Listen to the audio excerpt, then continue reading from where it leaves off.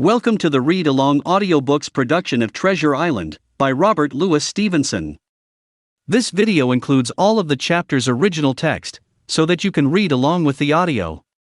Remember to subscribe with the notification bell turned on, so you will be notified whenever we post a new audiobook.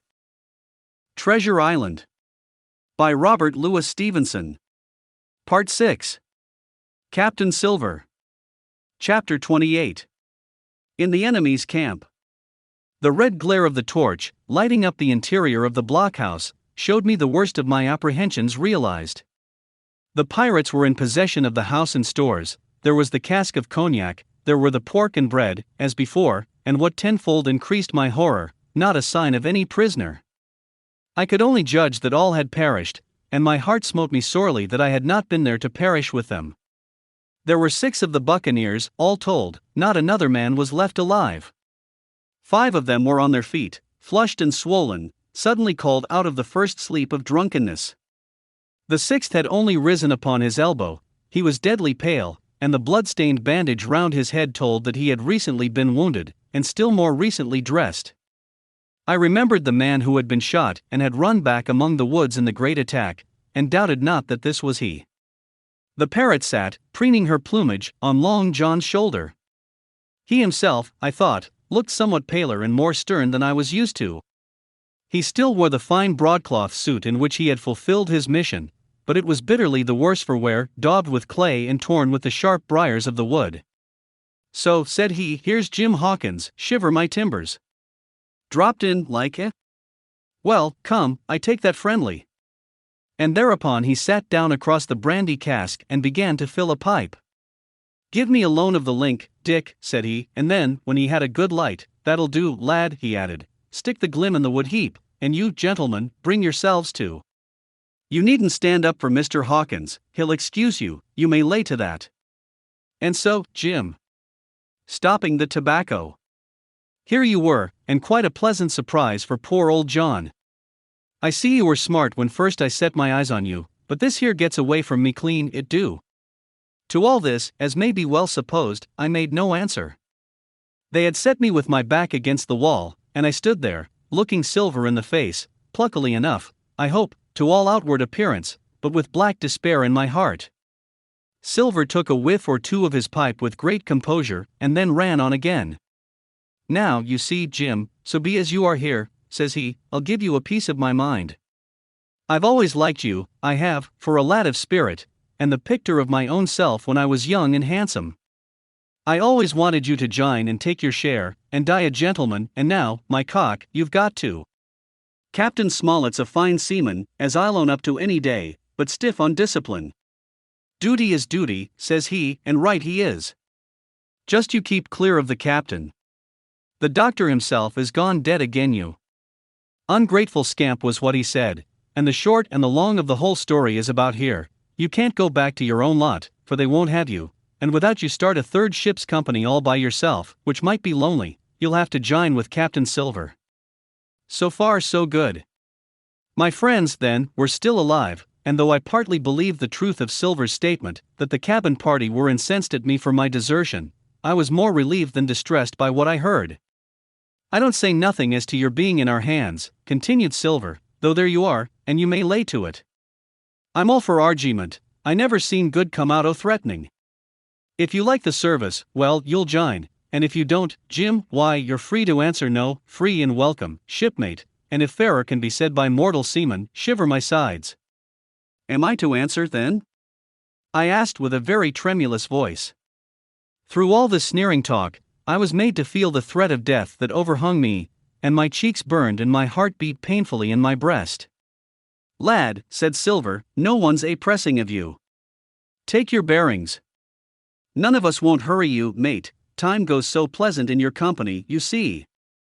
"Well," says I, growing a bit bolder, "if I'm to choose, I declare I have a right to know what's what, and why you're here, and where my friends are." "What's what?" repeated one of the buccaneers in a deep growl. "Ah, he'd be a lucky one as knowed that." "You'll perhaps batten down your hatches till you're spoke to, my friend," cried Silver truculently to this speaker.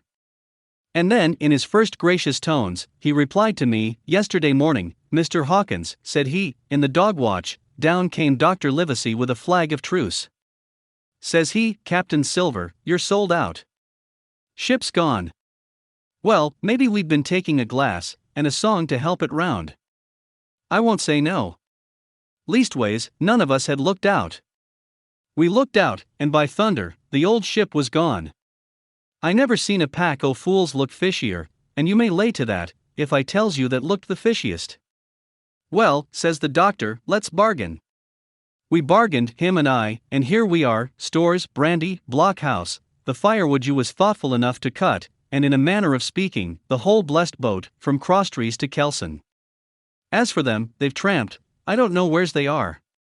He drew again quietly at his pipe. "And lest you should take it into that head of yours," he went on, "that you was included in the treaty, here's the last word that was said. 'How many are you,' says I, 'to leave?' 'Four,' says he, 'four, and one of us wounded. As for that boy, I don't know where he is, confound him,' says he, 'nor I don't much care. We're about sick of him.' These was his words." "Is that all?" I asked. "Well, it's all that you're to hear, my son," returned Silver. "And now I am to choose?" "And now you are to choose, and you may lay to that," said Silver. "Well," said I am not such a fool, but I know pretty well what I have to look for. Let the worst come to the worst, it's little I care. I've seen too many die since I fell in with you. But there's a thing or two I have to tell you," I said, and by this time I was quite excited, "and the first is this, here you are in a bad way.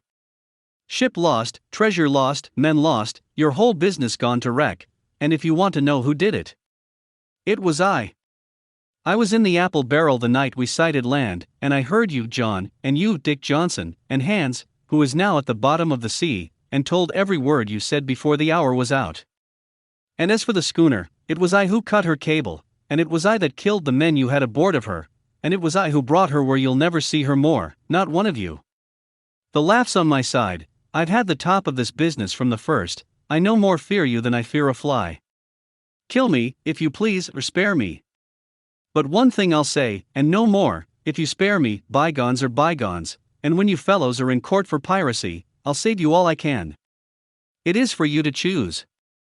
Kill another and do yourselves no good, or spare me and keep a witness to save you from the gallows."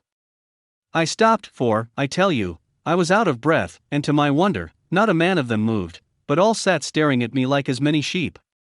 And while they were still staring, I broke out again, "And now, Mr. Silver," I said, "I believe you're the best man here, and if things go to the worst, I'll take it kind of you to let the doctor know the way I took it." "I'll bear it in mind," said Silver with an accent so curious that I could not, for the life of me, decide whether he were laughing at my request or had been favorably affected by my courage. "I'll put one to that," cried the old mahogany-faced seaman. Morgan by name, whom I had seen in Long John's public house upon the quays of Bristol. It was him that knowed Black Dog. "Well, and see here," added the sea cook, "I'll put another again to that, by thunder. For it was this same boy that faked the chart from Billy Bones.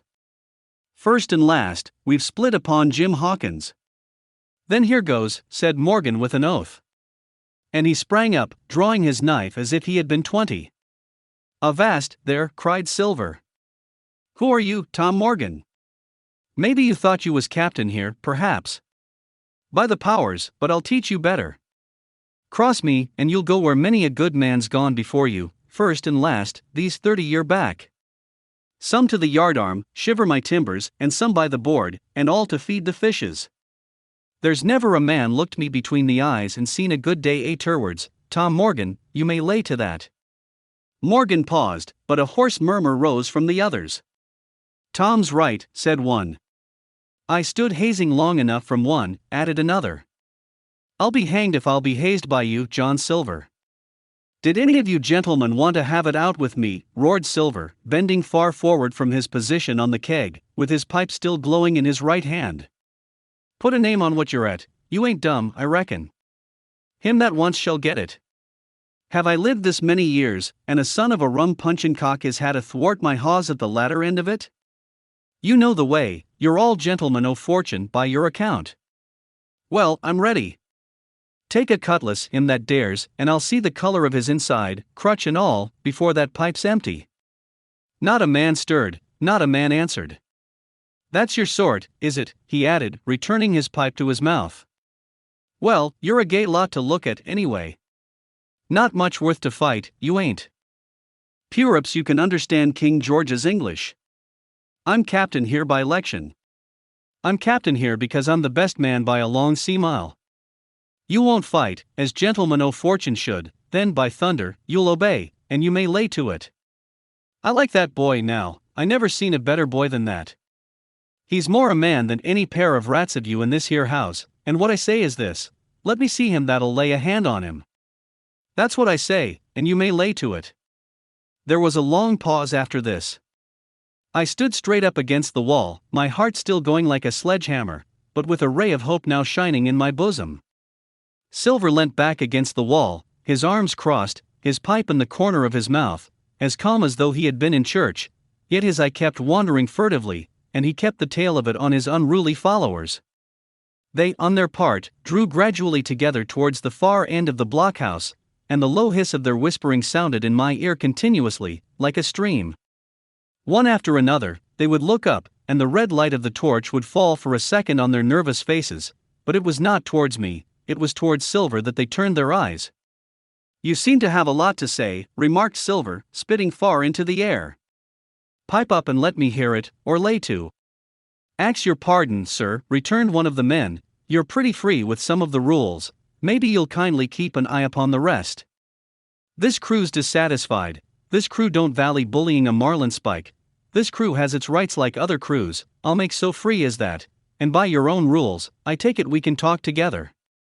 I ax your pardon, sir, acknowledging you for to be captaining at this present, but I claim my right, and steps outside for a council.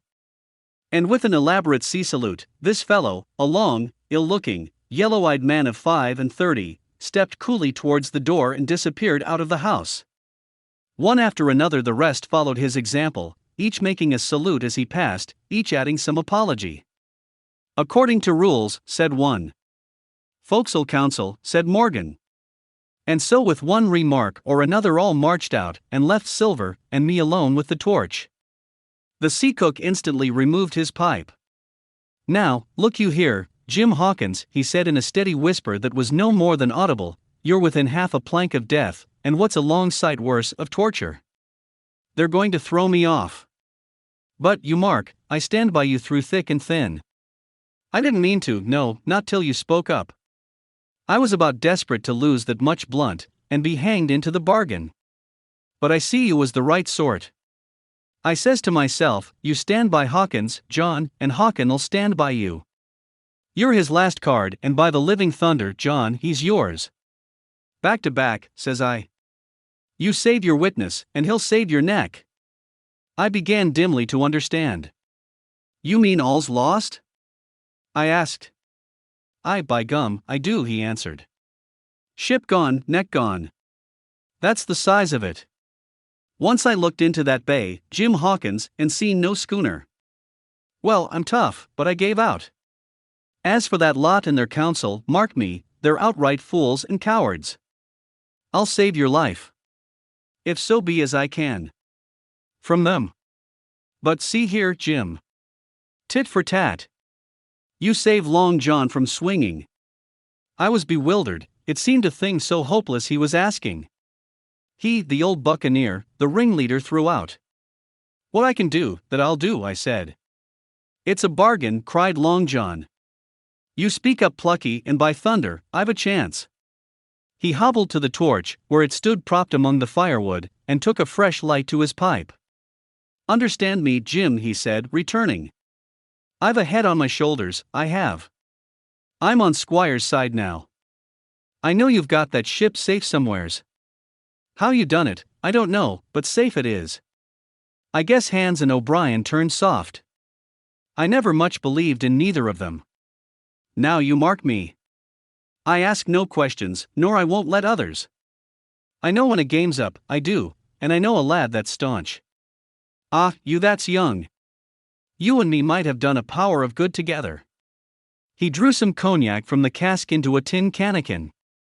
"Will you taste, messmate?" he asked, and when I had refused, "Well, I'll take a dram myself, Jim," said he.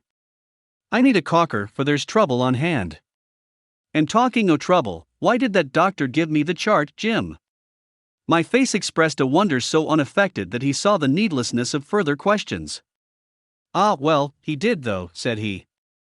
"And there's something under that, no doubt." "Something, surely, under that, Jim. Bad or good?"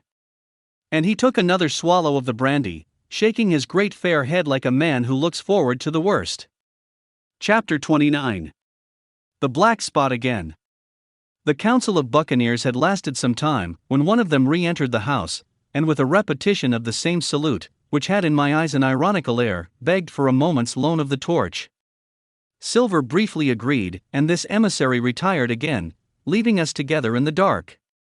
"There's a breeze coming, Jim," said Silver, who had by this time adopted quite a friendly and familiar tone. I turned to the loophole nearest me and looked out. The embers of the great fire had so far burned themselves out, and now glowed so low and duskily that I understood why these conspirators desired a torch.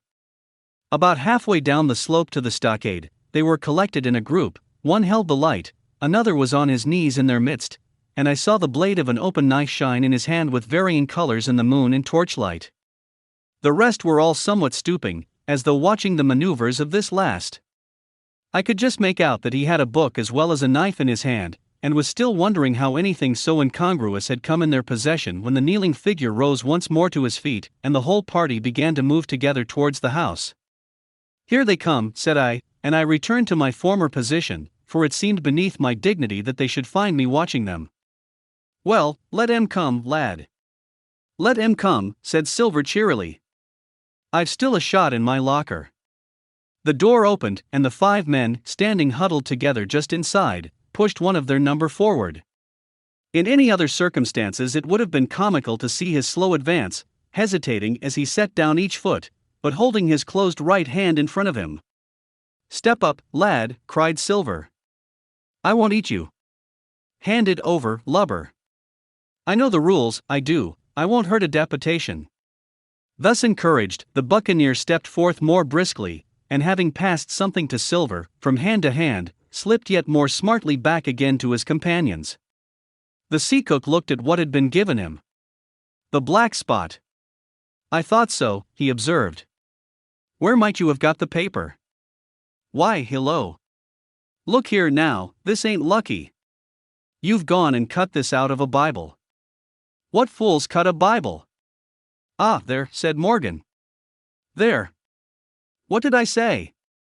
"No good'll come o' that," I said. "Well, you've about fixed it now, among you," continued Silver. "You'll all swing now, I reckon. What soft-headed lubber had a Bible?" "It was Dick," said one. "Dick, was it? Then Dick can get to prayers," said Silver. "He's seen his slice of luck, has Dick, and you may lay to that." But here the long man with the yellow eyes struck in. "Belay that talk, John Silver," he said. "This crew has tipped you the black spot in full council, as in duty bound. Just you turn it over, as in duty bound, and see what's wrote there. Then you can talk." "Thankee, George," replied the sea-cook. "You always was brisk for business, and has the rules by heart, George, as I'm pleased to see. Well, what is it anyway?" "Ah. Deposed. That's it, is it? Very pretty wrote, to be sure, like print, I swear. Your hand o' right, George? Why, you was gettin' quite a leadin man in this here crew. You'll be captain next, I shouldn't wonder. Just oblige me with that torch again, will you? This pipe don't draw." "Come, now," said George, "you don't fool this crew no more. You're a funny man, by your account, but you're over now, and you'll maybe step down off that barrel and help vote." "I thought you said you knowed the rules," returned Silver contemptuously. "Leastways, if you don't, I do, and I wait here. And I'm still your captain, mind. Till you outs with your grievances and I reply. In the meantime, your black spot ain't worth a biscuit. After that, we'll see." "Oh," replied George, "you don't be under no kind of apprehension, we're all square, we are. First, you've made a hash of this cruise. You'll be a bold man to say no to that.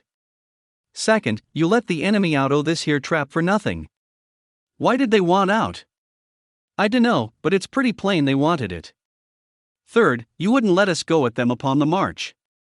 Oh, we see through you, John Silver. You want to play booty, that's what's wrong with you.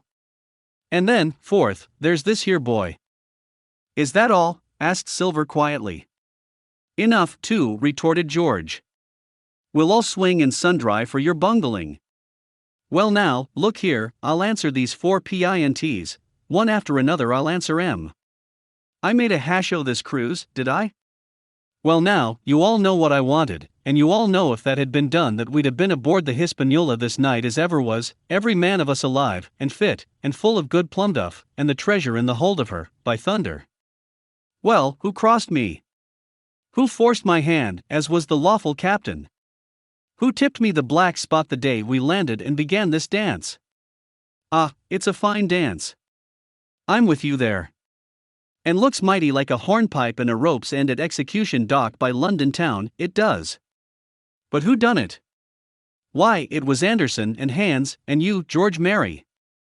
And you're the last above board of that same meddling crew, and you have the Davy Jones's insolence to up and stand for captain over me. You, that sank the lot of us. By the powers. But this tops the stiffest yarn to nothing. Silver paused, and I could see by the faces of George and his late comrades that these words had not been said in vain. That's for number 1, cried the accused, wiping the sweat from his brow, for he had been talking with a vehemence that shook the house. Why, I give you my word, I'm sick to speak to you. You've neither sense nor memory, and I leave it to fancy where your mother's was that let you come to sea. See. Gentlemen o' fortune. I reckon tailors is your trade. Go on, John, said Morgan. Speak up to the others. Ah, the others, returned John. They're a nice lot, ain't they? You say this cruise is bungled. Ah.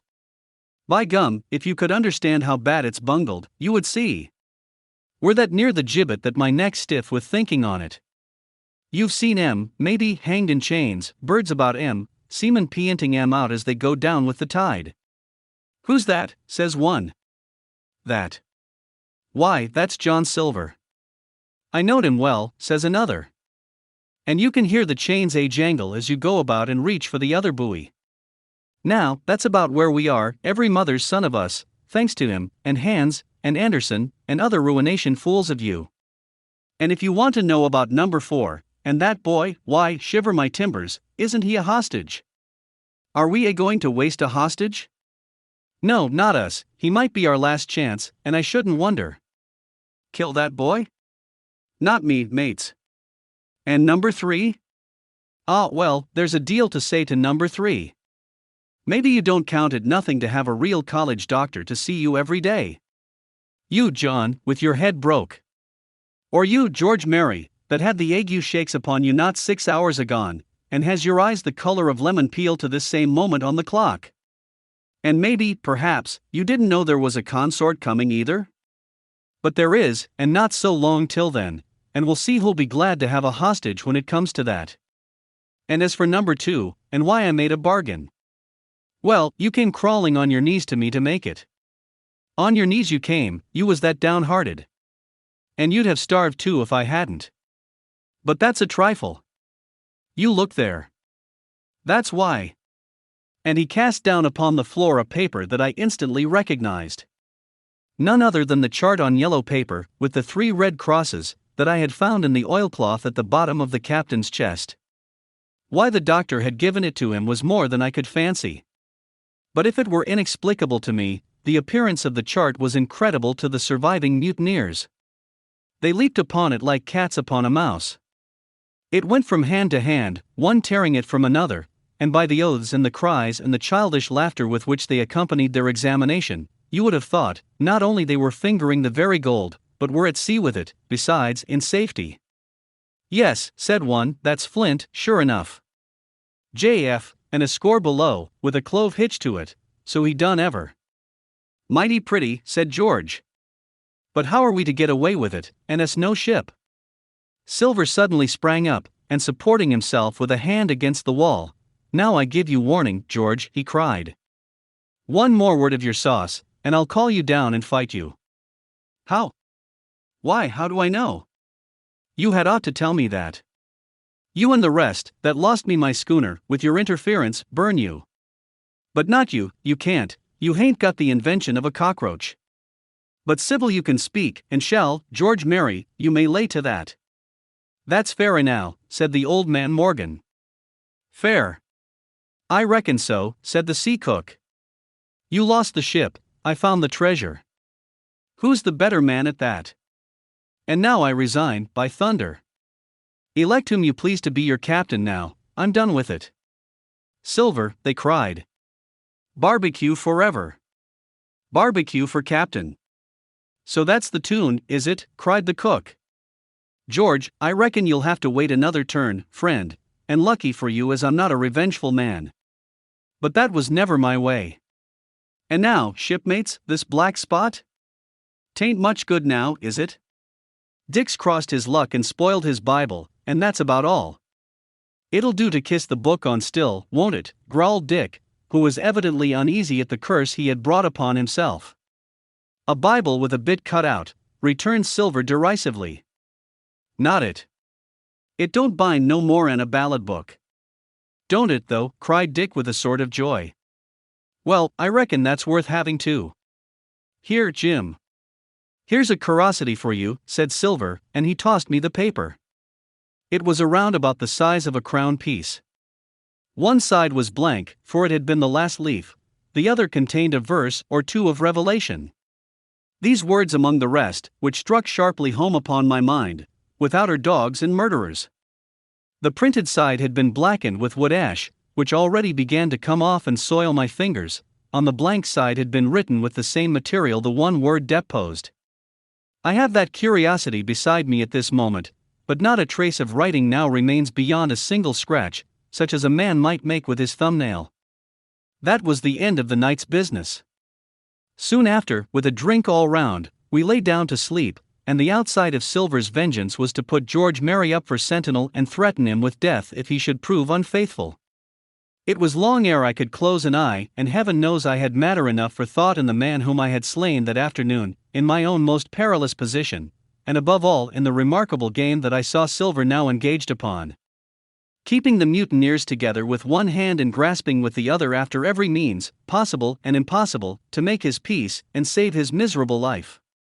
He himself slept peacefully and snored aloud, yet my heart was sore for him, wicked as he was, to think on the dark perils that environed and the shameful gibbet that awaited him. This is the end of the chapter. We have linked to the next chapter on this screen, or please feel free to visit our channel to explore the other titles we have available. Please remember to subscribe with the notification bell turned on, so you will be notified whenever we post a new audiobook. Thank you.